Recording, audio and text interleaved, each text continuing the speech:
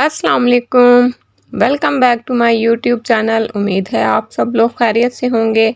आज मैं आप लोगों के लिए बहुत ही ज़बरदस्त न्यू स्टाइल में चिकन पेटीज़ की रेसिपी लेकर आई हूँ। आप लोगों को आज की ये रेसिपी भी बहुत ज़्यादा पसंद आएगी। इस रेसिपी को हम बिना पफ पेस्ट्री के बनाकर तैयार करेंगे। Let's start the recipe. सबसे पहले एक पैन लेंगे, उसमें 2 टेबल स्पून अनसॉल्टेड बटर शामिल कर देंगे। एक मीडियम साइज़ का बारीक चॉप किया हुआ प्याज शामिल करेंगे। इसमें प्याज को हम लोगों ने सॉफ्ट होने तक फ्राई करना है। प्याज का कलर आप लोगों ने बिल्कुल भी चेंज नहीं करना।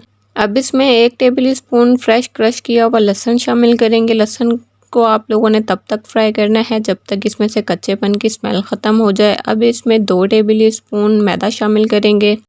मैदे को आप लोगों ने अच्छी तरह से कुक करना है, भून लेना है ताकि इसकी कच्चेपन की स्मेल भी ख़त्म हो जाए और ये अच्छी तरह से कुक हो जाए।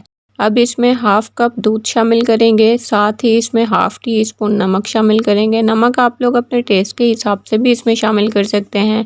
अब इसमें 1 टीस्पून चिकन पाउडर का शामिल कर देंगे। 1 टेबल स्पून इसमें फ्रेश कुटी हुई हरी मिर्चें शामिल करेंगे। अच्छे से इन सब चीज़ों को मिक्स कर लेंगे। अब इसमें 1 कप बॉईल किया हुआ श्रेड चिकन शामिल कर देंगे। अच्छी तरह से इसको एक दफ़ा मिक्स करेंगे। सबसे लास्ट में इसमें हाफ़ टी स्पून काली मिर्चों का पाउडर शामिल करेंगे। अगेन इसको एक दफ़ा अच्छे से मिक्स कर लेंगे।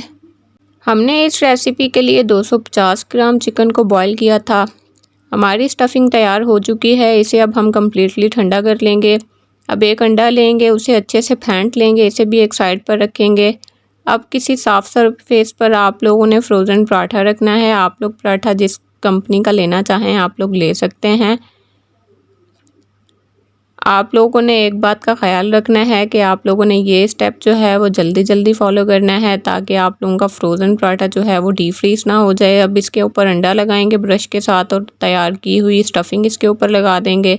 आप लोग स्टफिंग को किसी फ्लैट स्पून की मदद से भी लगा सकते हैं, किसी स्पैचुला की मदद से भी लगा सकते हैं। स्टफिंग के ऊपर अंडा लगाएंगे ब्रश की मदद से। अब इसको कवर कर देंगे एक पराठे से। पराठे के ऊपर भी हमने दोबारा से अंडा लगाना है। आप लोगों ने तेज़ नाइफ़ की मदद से इसके कॉर्नर्स को कट कर लेना है। इसको स्क्वायर शेप में ले आएंगे। कॉर्नर्स को आप लोगों ने वेस्ट नहीं करना, आप लोग इसे भी बेक कर सकते हैं। अब इसको हम लोग स्ट्रिप्स में कट कर लेंगे। आप लोगों ने अगर मेरा यूट्यूब चैनल अभी तक सब्सक्राइब नहीं किया तो उसे जल्दी से जाके सब्सक्राइब कर लें। बेल आइकन को प्रेस करना मत भूलिएगा ताकि मेरी हर नई आने वाली वीडियो सबसे पहले आपको देखने को मिले। अब हम इसे जल्दी से रोल कर लेंगे। आप लोगों ने इसको जल्दी से रोल करना है ताकि आप लोगों का पराठा जो है वो डीप फ्रोज ना हो जाए। अगेन इसको दूसरी स्ट्रिप के ऊपर रख के रोल करते हुए इसको एक पेड़ी की शेप में लेकर आएंगे। आप लोग चाहें तो इसे इसी तरह भी पेटीज़ को बेक कर सकते हैं, बट मैं इन्हें बीच में से कट कर रही हूँ। आप लोग इस रेसिपी के लिए होममेड फ्रोज़न पराठे का यूज़ भी कर सकते हैं। आपने बाकी पेटीज़ भी इसी तरह से तैयार कर लेने हैं। आप लोग अगर इनको फ्रीज़ करना चाहते हैं तो आप लोग इसी तरह से प्लेट को फ्रीज़र में रख दें। जब ये थोड़े से फ्रीज़ हो जाएं तो आप लोग इसे किसी ज़िपलॉक बैग में डाल के 1 माह तक स्टोर भी कर सकते हैं। चलें अब इनके ऊपर हम अंडा लगाते हैं ब्रश की मदद से। आप लोग अगर अंडा नहीं लगाना चाहते तो आप लोग इसके ऊपर दूध भी लगा सकते हैं।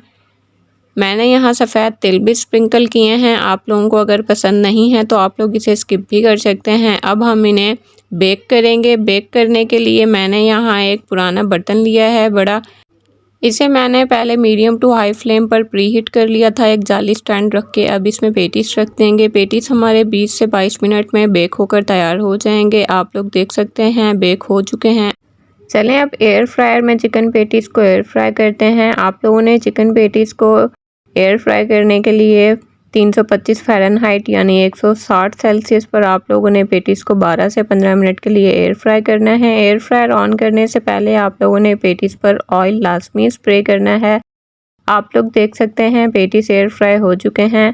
विदाउट ओवन पेटीज़ का और एयर फ्रायर में पेटीज़ का आप लोग रिज़ल्ट देख सकते हैं। ये बच्चों के लंच बॉक्स के लिए और टी टाइम के लिए ज़बरदस्त रेसिपी है। आप लोग अगर मेहमानों को भी इम्प्रेस करना चाहते हैं तो मेरे बनाए हुए तरीके से आप लोगों ने ये रेसिपी एक दफ़ा ज़रूर ट्राई करनी है।